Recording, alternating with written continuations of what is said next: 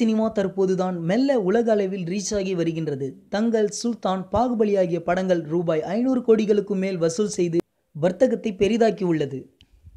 இந்நிலையில் துபாயைச் சார்ந்த தொழிலதிபர் ஒருவர் ரூபாய் 1000 கோடி தயாரிப்பில் மோகன்லால் நடிக்கும் ஒரு படத்தை தயாரிக்க உள்ளார். மகாபாரதத்தை படமாக இயக்க உள்ளார்களாம். இதில் பீஷ்மர் கதாபாத்திரத்தில் மோகன்லால் நடிப்பார் என கூறப்படுகின்றது.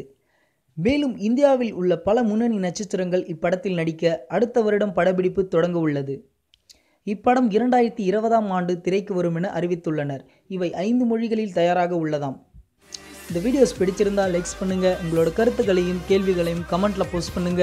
மேலும் இது போன்ற பல சுவாரஸ்யமான தகவல்களை உடனுக்குடன் அறிந்து கொள்ள சினிமா நியூஸ் அப்டேட்ஸை மறக்காம சப்ஸ்கிரைப் பண்ணுங்க.